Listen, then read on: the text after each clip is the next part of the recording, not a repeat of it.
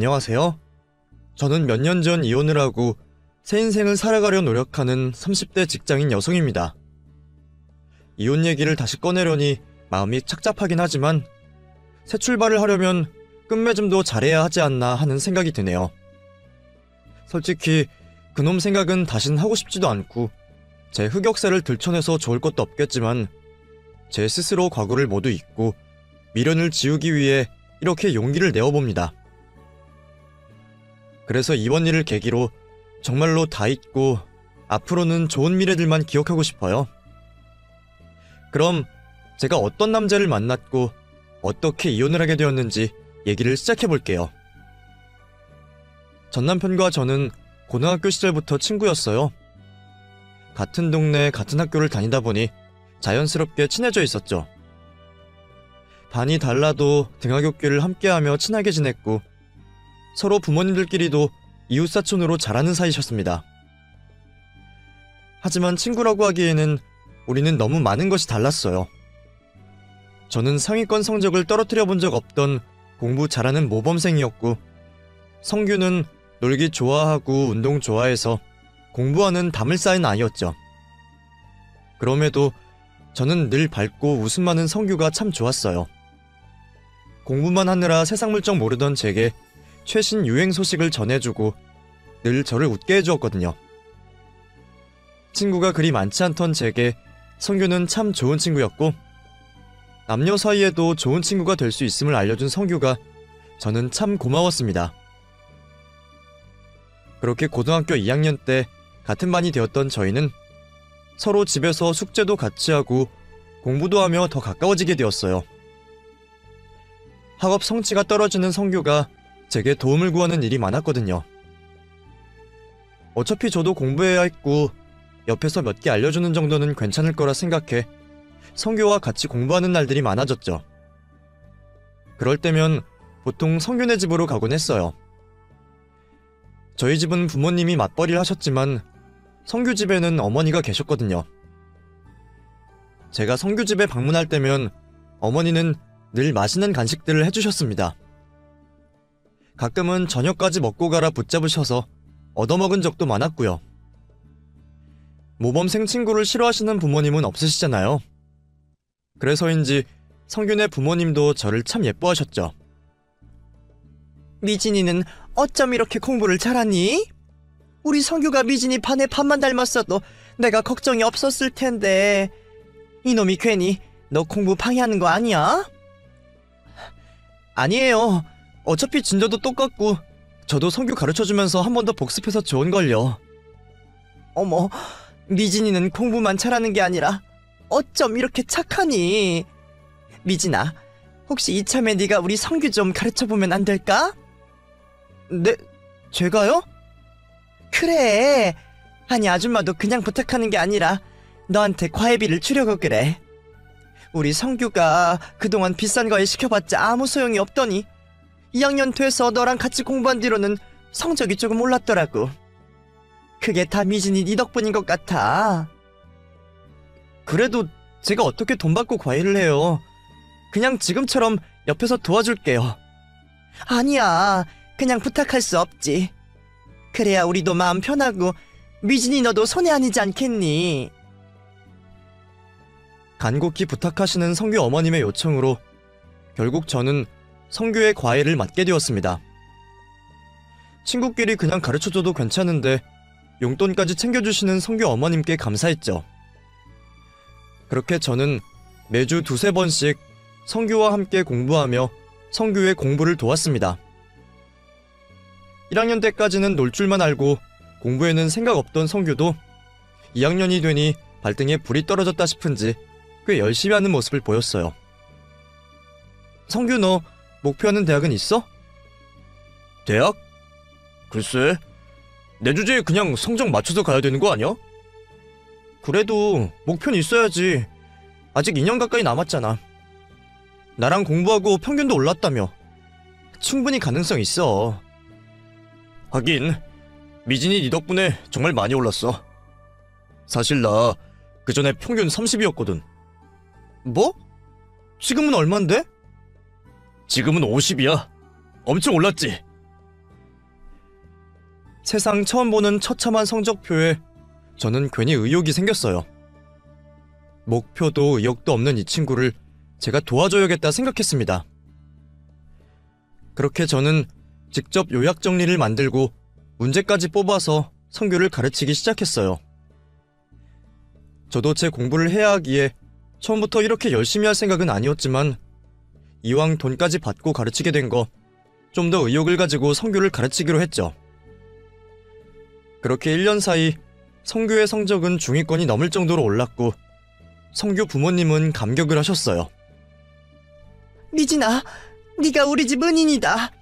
이러다가 우리 성규 정말 대학 가는 거 아니니? 세상에, 나는 성규가 그냥 지방 4년제만 가도 더 바랄 게 없다 생각했는데 이러면 정말 서울에 있는 대학도 갈 수 있는 거 아니니? 미진이 네가 많이 힘들겠지만 마지막까지만 좀 더 도와다오. 너무 고맙다, 미진아. 아니에요. 전 그냥 옆에서 도와준 것밖에 없는데요. 성규 본인이 의지가 없으면 못할 일이죠. 성규도 이제는 공부를 알아가기 시작했으니까 꼭 좋은 목표 이룰 수 있을 거예요. 그렇게 고3이 되어서도 우리는 여전히 함께 공부했고 저는 성규가 목표를 이룰 수 있도록 도왔습니다. 저도 성규 같은 좋은 친구와 떨어지고 싶지 않았기에 웬만하면 성규가 어머니 말씀처럼 서울에 있는 대학에 진학할 수 있기를 바랐습니다. 마지막 1년을 의욕적으로 보내던 성규가 제게 이런 말을 했죠. 미진아, 나 서울에 있는 대학 들어가면 소원 들어줘라. 소원? 무슨 소원인데? 그걸 지금 말하면 안 되지. 그건 합격하면 알려줄게. 나도 동기부여가 있어야 더 열심히 하지. 들어줄 거지? 그래. 소원이 뭔진 모르지만 내가 네 소원 하나 못 들어줄 일은 없겠지. 대신 너도 정말 열심히 해. 성규가 제게 얘기할 소원이 뭐였는지 몰랐지만 그게 정말 동기부여가 되었는지 성규는 남은 기간 정말 열심히 했고 정말로 원하던 목표를 이룰 수가 있었습니다. 불과 2년 전만 해도 꿈도 꾸지 못할 성적을 받아서 결국 성규 부모님이 바라시던 4년제 대학에 합격하게 된 거죠. 성규가 대학 합격 소식을 전하던 날 저는 성규에게서 고백을 받게 되었습니다. 그리고 저희는 그렇게 친구에서 연인이 되었죠. 서로 학교는 달랐지만 같은 서울이라 멀지 않았고 서로의 집은 여전히 한 동네였기에 저희는 연인이 된 후로도 매일같이 만났습니다. 고등학생 때부터 친구로 지낸 사이라 그런지 연인이 되었다고 바로 분위기가 달라지진 않았어요. 그냥 딱 그 나이 때에 할 수 있는 귀엽고 풋풋한 연애를 했죠. 저희가 만난다는 소식에 성균의 부모님은 무척이나 기뻐하셨습니다. 성규가 워낙 노는 걸 좋아해서 대학만 가면 무슨 짓을 하고 다니려나 걱정이 이만저만이 아니었는데 미진이 너 같은 여자친구가 옆에 있어주니 얼마나 다행이니. 내가 다른 애들은 몰라도 미진이 너만큼은 믿잖니. 오히려 미진이 너 같은 애가 우리 성규를 만나서 너희 부모님이 싫어하시면 어쩌나 걱정이다. 아니에요. 저희 부모님도 성규 좋아하시는데요. 전부터 알고 계셔서 다행이라 생각하세요. 아무쪼록 둘이 예쁘게 만나고 혹시라도 성규가 잘못하는 일 있거든 언제라도 아줌마한테 일러줘. 아줌마가 아주 따끔하게 혼내줄게. 가끔은 아들인 성규보다도 저를 더 예뻐하시고 아껴주시는 성균의 부모님 덕분에 저는 늘 감사했습니다. 두 분은 제 졸업식에도 와주셨고 제가 첫 출근을 하는 날에도 비싼 선물을 해주셨어요. 어쩌면 제가 남편과 오랫동안 만날 수 있었던 것도 다 부모님 때문이 아니었을까 싶습니다. 그렇게 성규와 저는 오랜 연애를 해왔습니다. 중간에 싸우고 헤어지는 일도 있었지만 끝내 나를 잊지 못하겠다며 붙잡는 성규 때문에 저는 다른 남자 한번 만나본 적 없이 남자라고는 성규밖에 몰랐죠. 성규가 군대에 갔을 때도 저는 성규를 기다려주었고 성규가 취업에 힘겨워할 때에도 성규 옆에서 힘이 되어주었습니다. 나 이번에도 또 떨어졌어. 이번엔 정말 잘한 것 같은데 왜 매번 면접에서 떨어지지? 이번에 지원자들이 많이 몰렸다며. 네가 모자라서 그런 건 아닐 거야. 성규야, 너무 조바심 내지 마. 다음번에 좋은 기회가 있을 거야. 기회는 무슨... 지금 벌써 몇 번째야. 너야 졸업하자마자 취업했으니까 내 걱정 모르겠지만 나는 정말 죽고 싶다고. 그래, 내가 네 심정을 다 모르겠지만 그래도 너를 가장 잘하는 사람 중 하나잖아. 너 대학 문턱도 못 밟을 거라며 걱정했던 건 기억 안 나? 근데 벌써 졸업해서 이렇게 취업 준비하고 있는 거잖아. 나는 성규 네가 꼭 해낼 수 있을 거라고 생각해. 그러니까 나를 믿고 조금만 더 노력해보자. 우리 부모님도 날 못 믿으시는데 날 믿어주는 건 너밖에 없네. 고마워, 미진아. 곧바로 취업이 된 저와 달리 성규는 번번이 면접에서 떨어지며 많이 힘들어했습니다. 그래서 저도 성규를 믿고 옆에서 묵묵히 응원하며 같이 자소서도 쓰고 면접 준비도 도와줬죠.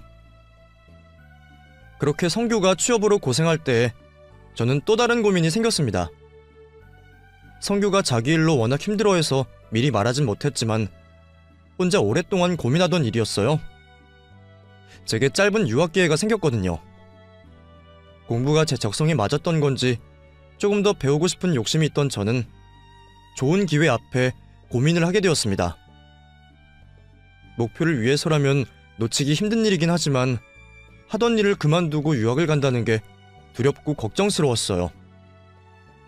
그리고 여태 떨어져 있어 본 적 없던 성규와 떨어져 지내는 것도 두려운 일이었죠. 그리고 제 예상처럼 성규는 당연하게도 저를 붙잡았습니다. 미진아, 꼭 가야겠어?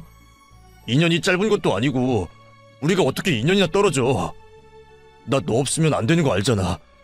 그리고 그거 다녀온다고 해서 직업이 보장되는 것도 아닌데 잘 다니던 회사 그만두고 공부하는 거 쉬운 거 아니고. 나는 취직하고 싶어서 안달인데 너는 좋은 회사 쉽게 포기가 돼? 그건 그런데 그래도 정말 하고 싶었던 거라. 나중에 나이 먹으면 영영 꿈도 꾸지 못할까봐 걱정돼.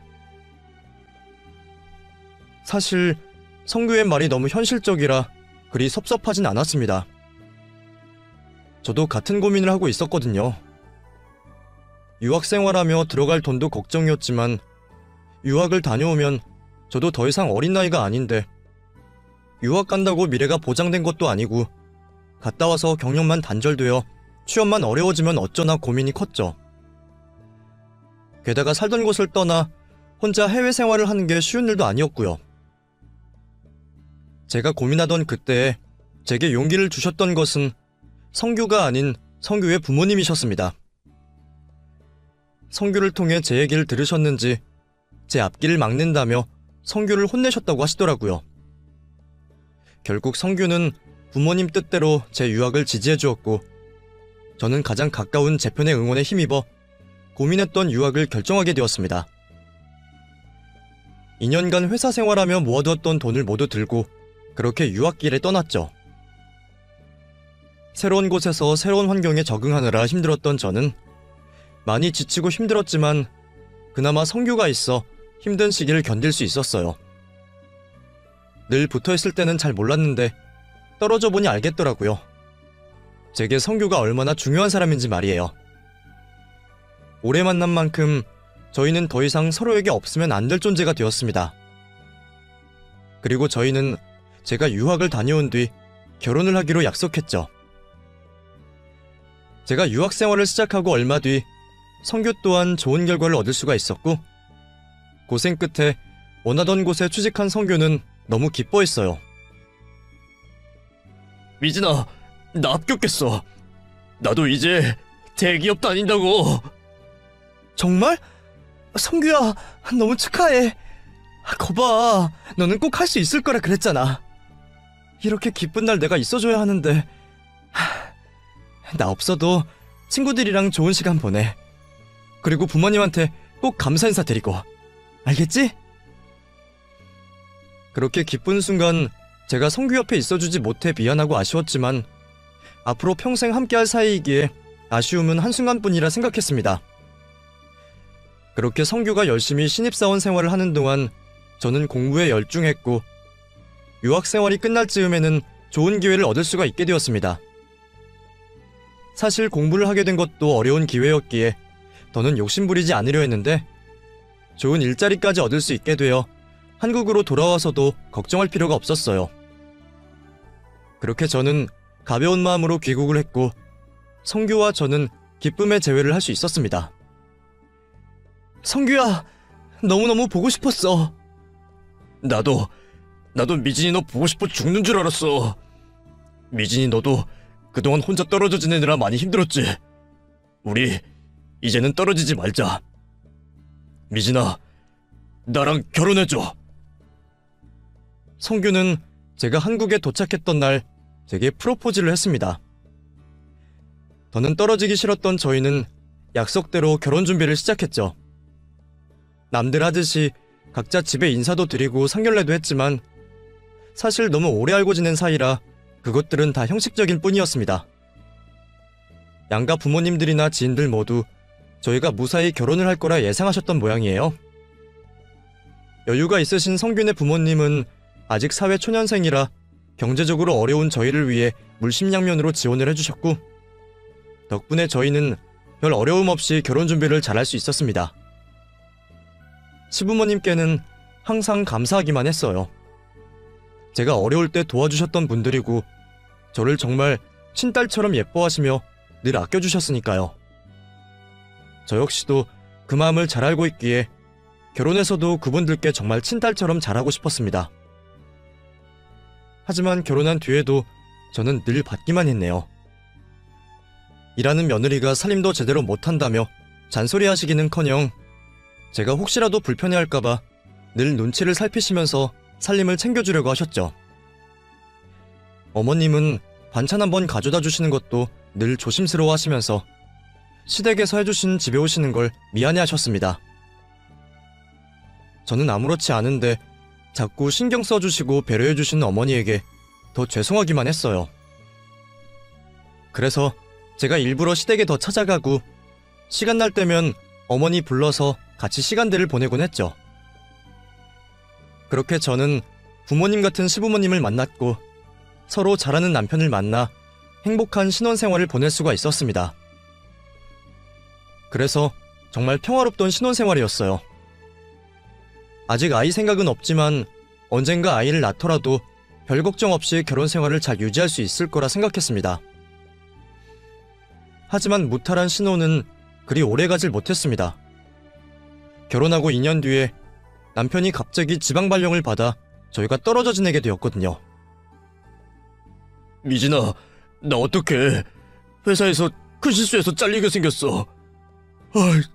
빼도 막도 못한 실수라서 어떻게 무모할 수가 없어. 나 정말 잘리면 어떻게 하지? 아니, 아무리 그래도 설마 자르기 하겠어? 지금 부장님까지 나서서 화내고 책상 빼라고 난리 나셨어. 남편이 실수를 하여 회사에 큰 손해를 끼치게 되었고 그 일로 남편은 해고까지 당할 뻔했죠. 다행히 윗선에서 한 번 더 기회를 주셔서 해고만은 면했지만 결국 사무실을 벗어나 지방 공장으로 좌천을 당하게 되었습니다. 부당한 인사이동도 아니고 남편 잘못이었기에 누구를 탓할 수도 없었어요. 그렇다고 실수한 남편을 가지고 제가 화를 낼 수도 없었죠. 그래도 해고는 안 당해서 정말 다행이야. 조금 버티면 다시 올라올 수 있을 거라니까 우리 조금만 참아보자. 그래, 지금 당신이 제일 힘들겠지. 우리 남편 불쌍해서 어떡해. 저희는 혹시라도 시부모님이 속상해하실까 싶어 남편의 자세한 상황을 알리지 않고 그냥 지방 발령 정도로만 말씀을 드렸어요. 그마저도 자기가 얘기하다가 들켜서 혼이 날까 걱정하는 남편 때문에 제가 대신 시부모님께 전해드렸죠. 어머님, 아버님, 성규씨가 당분간 회사를 좀 옮기게 됐어요. 지방공장 관리자가 필요해서 내려가야 될 것 같아요. 그래서 당분간 주말 부부가 될 것 같아요. 언제까지 될진 모르는데 1년 정도 예상한다네요. 뭐? 지방으로? 아니, 너희 한참 신혼인데 떨어져서 어떻게 하니? 어쩔 수 없죠. 그래도 공장 관리자로 가는 거라 좋은 기회가 될 수도 있어요. 좋게 생각해야죠. 그렇게 남편은 지방으로 내려갔고 저는 혼자 신혼집에 남게 되었습니다. 시부모님은 떨어져 지내게 된 저희 부부를 걱정하셨어요. 내려간 남편보다는 혼자 있는 제가 걱정되시는지 제 안부를 더 물으셨지만요. 저 역시도 주변에 말은 못했지만 솔직히 걱정이었습니다. 둘이 지내다가 혼자 있게 되는 것도 무서웠고 또 이제 겨우 2년 붙어 살았는데 주말 부부를 한다니 많이 아쉬웠어요. 그래도 해고 많은 면에서 얼마나 다행이냐 생각하며 잠시만 버티자고 스스로를 다독였습니다. 그렇게 떨어져 지내게 된 저희 부부는 주말에만 겨우 만나서 회포를 풀게 되었습니다. 사실 그것도 그리 쉽진 않았어요. 둘 다 직장인이다 보니 평일에는 일하기 바쁘고 주말에는 지쳐서 좀 쉬고 싶었거든요. 그런데 부부 사이에 떨어져 지내면서 잠깐 같이 있는 그 시간을 어떻게 허투루 쓰겠어요. 저는 그 시간이 너무 아쉬워서 남편과 좋은 추억들을 쌓고 싶었습니다. 평일에 못 나눈 안부를 묻고 밖에 나가서 데이트를 즐기고 싶었죠. 남편도 처음에는 그런 제 바람을 잘 따라주었습니다. 금요일 퇴근하자마자 집으로 달려와서 잠도 안 자고 밤새 얘기하고 저와 시간을 보내주었죠. 남편은 피곤해하면서도 저를 위해 많은 것을 같이 해주었습니다. 저는 오며 가며 피곤해하는 남편을 위해 보양식도 해먹이며 열심히 챙겼어요. 남편이 힘들까봐 제가 연차까지 써서 남편이 있는 곳으로 내려가기도 하고 그렇게 반년간은 서로 노력하며 주말 부부 생활을 유지했습니다. 물론 몸도 지치고 떨어져 있는 게 힘들긴 했지만 우리는 남편의 군대 2년과 제 유학생활 2년까지 견딘 사이였기에 그 정도는 충분히 이겨낼 수 있을 거라 생각했어요. 하지만 반년 만에 남편은 점점 달라져 갔습니다. 금요일마다 불이 나게 뛰어오던 남편이 언젠가부터 피곤하다며 시간을 미루는 날들이 많아졌고 심지어 제가 내려오지 못하게 했어요. 미진이 너도 힘들 텐데 뭐하러 그래. 그냥 내가 올라갈게. 어차피 여기 내려와서도 할 것도 없잖아. 그냥 요즘 자기 피곤해하는 것 같아서 왔다 갔다 하기 힘들면 내가 가려고 그랬지. 할 거 없으면 뭐 어때? 어차피 자기 얼굴 보러 가지 내가 그 동네 놀러 가나? 암튼 내가 미안해서 그래. 내가 올라갈 테니까 굳이 오지 마. 그때까지도 저는 남편이 나를 위해 그렇게 말하는 줄 알았습니다. 언젠가부터 제 연락에 답장도 잘 없고 뭘 같이 해도 심들어하는 것 같아 이상하다 싶었지만 우리가 얼마나 오래된 사이인데 설마 외도라거나 다른 걱정은 상상도 하지 못했죠. 하지만 남편은 그 뒤로도 자꾸 저를 내려오지 못하게 하고 뭔가 숨기는 듯 수상한 모습을 보였고 남편을 철석같이 믿고 있던 저도 결국 그런 남편을 의심할 수밖에 없었죠. 마음으로는 내 가장 친한 친구이고 평생 사랑인 내 남편이 나를 배신할 리 없다고 절대로 아니라고 생각했지만 제 머리는 이미 최악의 수를 상상하고 있었네요. 저는 남편 몰래 남편의 핸드폰을 뒤지게 되었고 다행인지 아닌지 남편의 핸드폰에는 다른 수상한 점들은 없었어요. 하지만 여전히 의심되었던 저는 결국 남편의 이메일까지 뒤져보게 되었습니다. 남편과 오래 만난 덕에 자연스럽게 남편이 쓰던 아이디나 비밀번호를 알고 있었지만 그동안 한 번도 들여다볼 생각은 하지 않았습니다. 서로의 친구 관계며 사소한 것들까지 다 알고 있다 생각했고 의심 한번 하지 않았던 사이였어요. 하지만 남편의 이메일 속 카드 명세서를 본 저는 하루아침에 남편에 대한 신뢰를 모두 잃고 말았습니다. 카드 사용 내역에는 도저히 남편이 쓸 것 같지 않은 품목들이 적혀 있었습니다. 로션은커녕 선크림도 제가 사다 준 것만 쓰는 남편이 화장품 가게에서 몇십만 원을 긁을 일이 뭐가 있었을까요? 그것도 남성 라인은 없는 고급 브랜드였는데 말이에요. 그렇다고 시어머니 선물을 산 것 같지도 않고 제게도 아무 말 없었으니 그 화장품의 주인은 다른 누군가일 거라 생각했습니다. 게다가 혼자 지내는 남편이 외식비로 너무 많은 돈을 지출하고 있는 것도 이상했어요. 심지어 몇몇 가게들은 남편이 지내는 지역 근처 큰 도시에 있는 고급 레스토랑이더라고요. 아무리 좋게 생각해보려 해도 남자 혼자 그런 곳을 갈 리가 없었죠. 결국 의심에 확신을 가지게 된 저는 남편 몰래 연체를 내어 남편을 직접 찾아가게 되었습니다. 그리고 그날 제 눈으로 남편의 외도 사실을 목격하게 되었어요. 공장에서 내 남편과 함께 걸어나와 내 남편의 에스코트를 받으며 내 남편의 옆자리에 타는 웬 여자의 모습을 보게 된 저는 남편이 바람을 피고 있다는 것을 확신하게 되었습니다. 그리고 그렇게 남편이 자기가 관리하는 생산직 여직원 하나와 연애를 하고 있다는 걸 알게 되었죠. 회사에서 잘못해서 지방으로 좌천당한 주제에 거기서 20대 중반의 풋내기 같은 여직원과 바람이 났네요. 나는 그것도 모르고 남편 걱정에 남편 대신 시부모님까지 도맡아 챙겨왔는데 감히 내 뒤통수를 치고 바람을 핀 남편의 행동이 도저히 믿어지지 않았습니다. 지난 10여 년의 우리 관계가 산산이 부서지고 남편과 함께한 그 모든 추억들이 부정당한 기분이었어요. 직접 보게 된다면 달려들어 난리라도 칠 줄 알았는데 생각처럼 되지 않더라고요. 그날 전 남편을 만나지도 따져 묻지도 않고 조용히 집으로 돌아왔고 놀란 마음을 달래보려 혼자 술잔을 기울였습니다. 누구한테 말이라도 하고 싶었지만 어디다가 얘기해야 할지 모르겠더라고요. 친구들한테 말하려니 누구보다 우리 커플들을 잘 알던 사람들에게 어떻게 말해야 할지 또 무슨 소리를 들을지도 걱정이었고 그렇다고 부모님이나 시부모님께 알릴 수도 없었죠.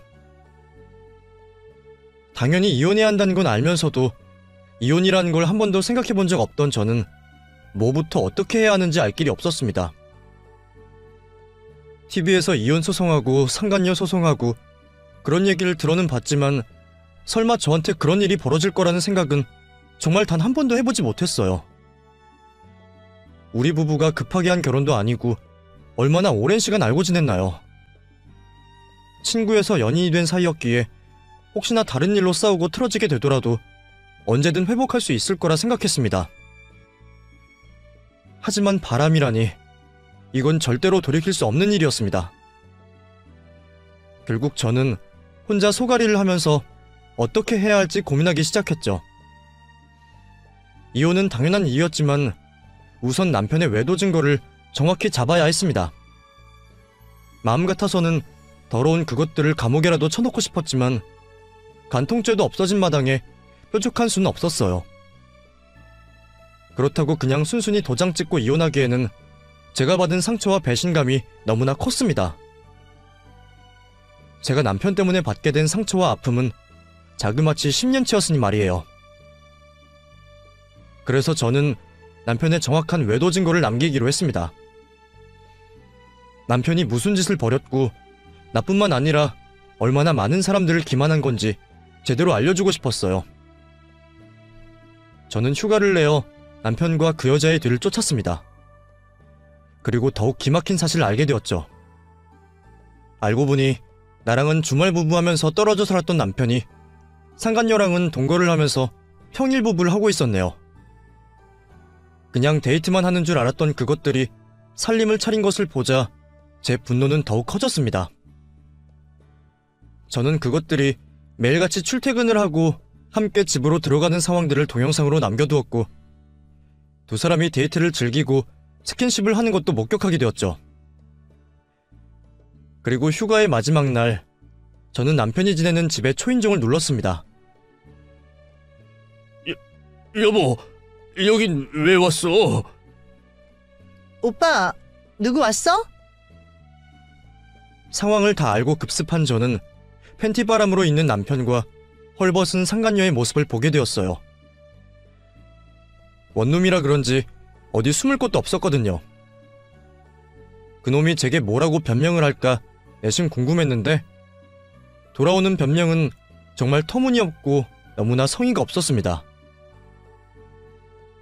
여보, 이분은 청소해주신 아줌마야. 아줌마, 다 끝나셨으면 이제 가세요. 내가 눈뜬 장님인 줄 아는 건지 남편이라는 놈은 너무 뻔뻔한 거짓말을 했습니다. 하도 기가 막혀서 제 말문이 다 막힐 정도였어요. 제가 기도 차지 않아 아무 말 않고 있으니 남편은 제가 그 말을 믿는 줄 아는 건지 계속 헛소리를 하더군요. 아니, 내가 혼자 지내니까 집이 정리가 안 돼서 말이야. 여기 이분이 우리 집 청소해주시는 분이야. 그래? 요즘에는 청소 아줌마가 다른 서비스도 해주나 보지? 청소한다는 차림이 뭐 저래? 제가 청소하다가 옷을 버렸어요. 잠깐 빨아서 널어놓는 중이라 차림이 좀 이렇네요. 뻔뻔한 건 남편뿐만이 아니었어요. 그 여자는 어려서 그런지 멍청해서 그런지 모자란 남편놈과 수준이 비슷했네요. 그래요? 인생을 참 열심히 사시나 봐요. 공장 일도 하시고 저녁에는 청소도 하시고 또 다른 서비스도 해주시고. 뭐라고요? 말이 좀 심한 거 아니에요? 오해라니까요. 어차피 니들이 여기서 무슨 짓거리 하는지 창문 밖에서부터 다 찍었어. 그러니까 더 변명할 필요 없어. 남 부끄러울 짓 하면서 숨기지도 않고 커튼도 안 치고 참 대단들 하네. 나 몰래 그러다 보니 간이 커졌나 봐. 그치? 그럼 앞으로 니들이 벌인 짓 때문에 무슨 일이 벌어질지도 한번 기대해봐. 원하던 바를 다 얻은 저는 저를 붙잡는 남편을 뿌리치고 집으로 돌아갔습니다. 돌아가는 내내 남편이 전화로 변명과 사과를 반복했지만 도통 들어줄 마음이 들지 않더라고요.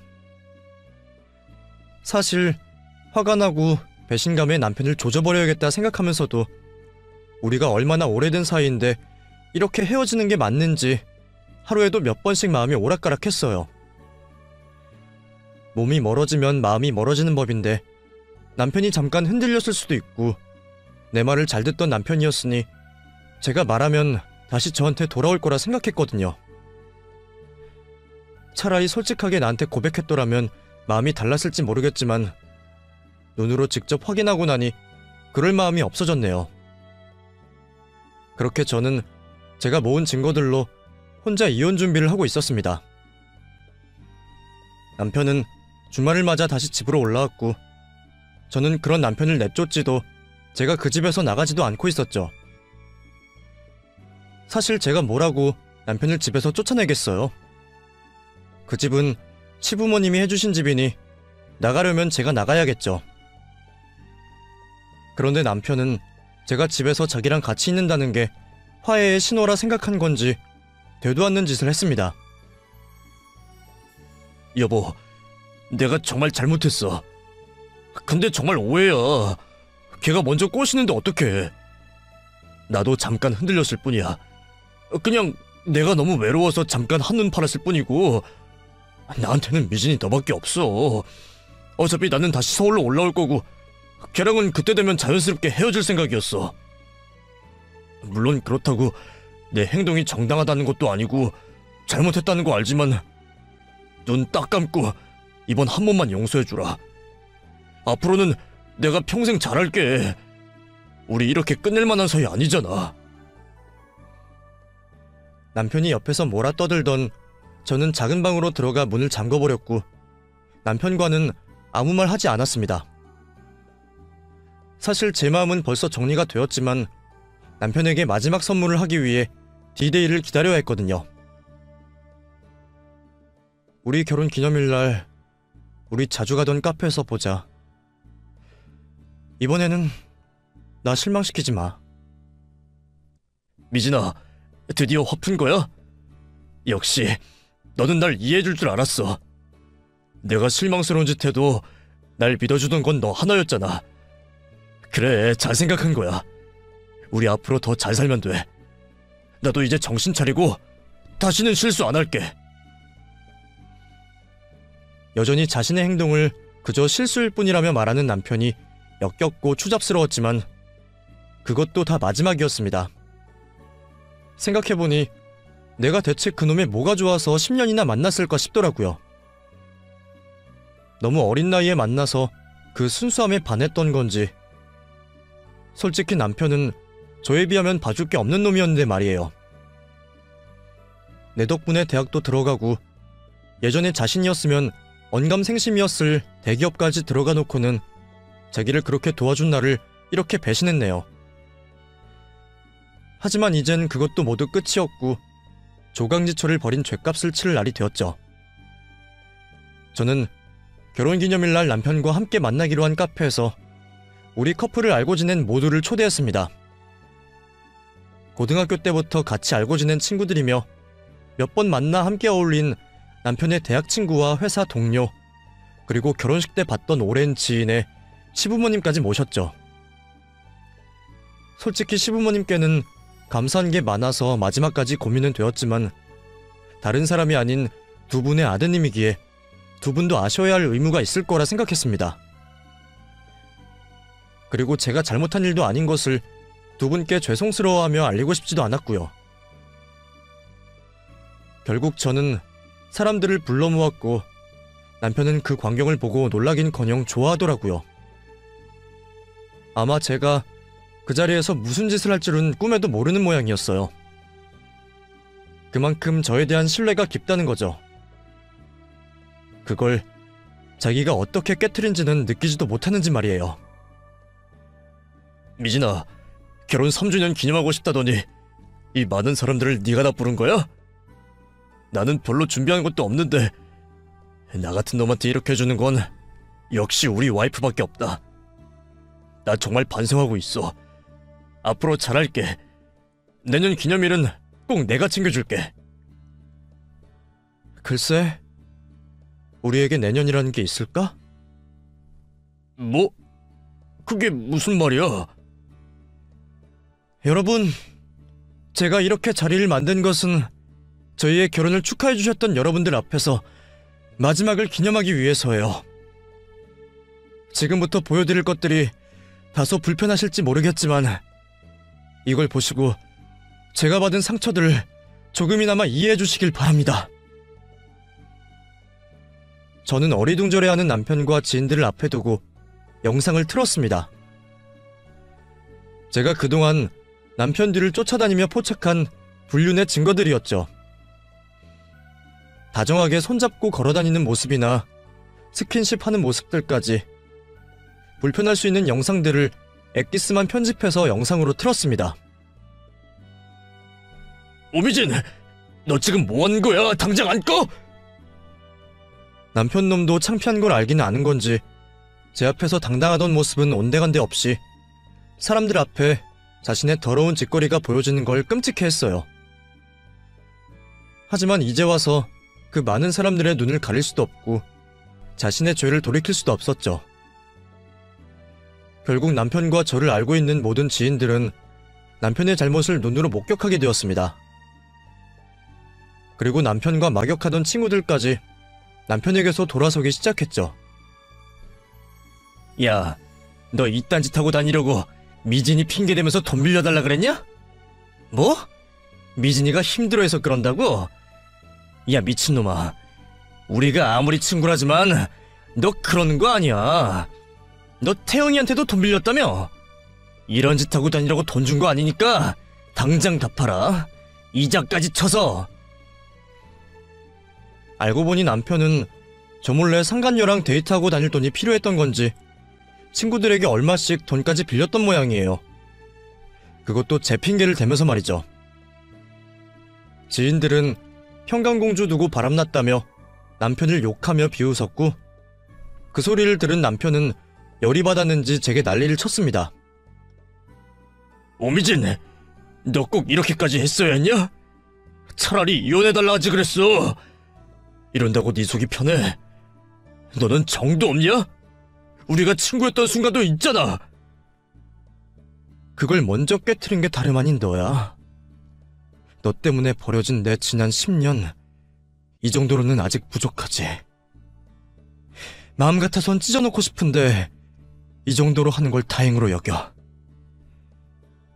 너 진짜 지긋지긋하다. 평소에도 네 잘난 맛으로 살더니 끝까지 남편 개무시해야 성에 차다 이거지?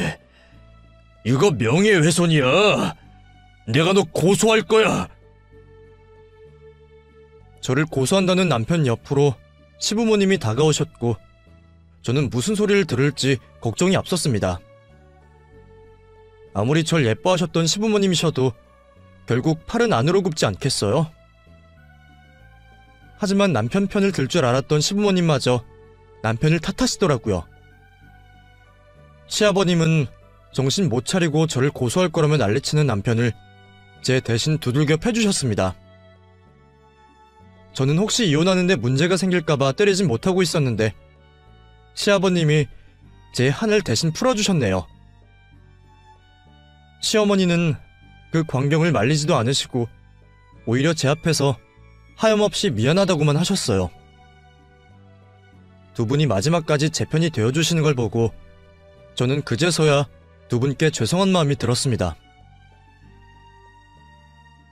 죄송해요, 어머님, 아버님. 두 분한테는 이렇게 하면 안 되는 건데 저도 너무 속상해서.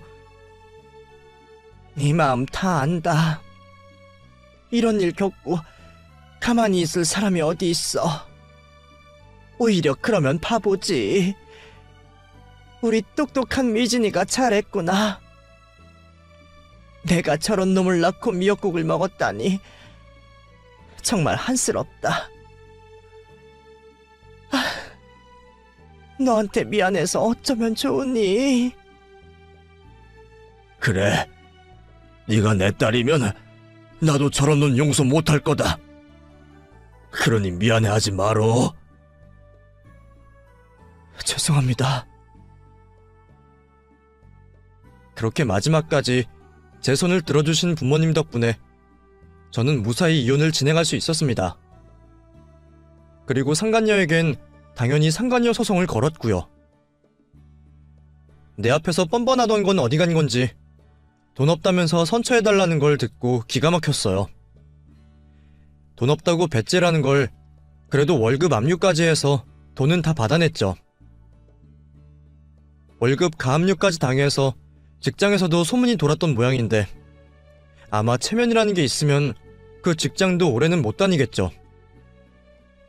그 뒤로 남편도 순순히 합의 이혼을 해주었고 돈 없는 남편 대신 시아버님이 제게 위자료까지 챙겨주셨어요.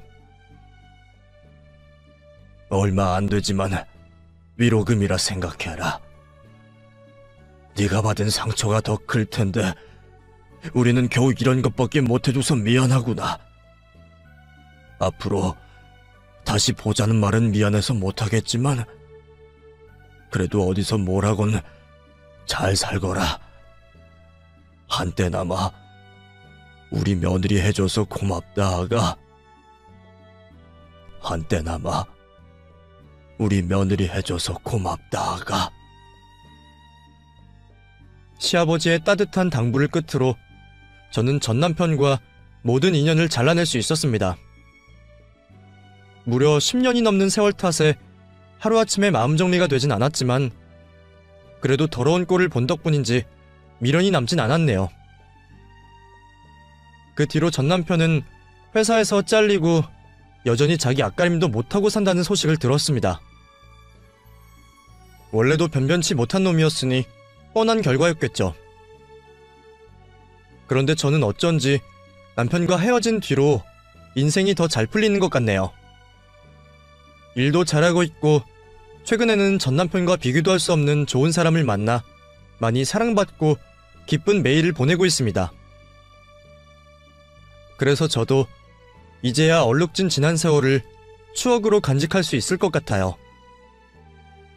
그러려면 저도 이제는 미련 없이 새로운 미래를 그려가야겠죠.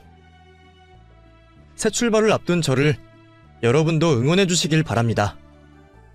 감사합니다.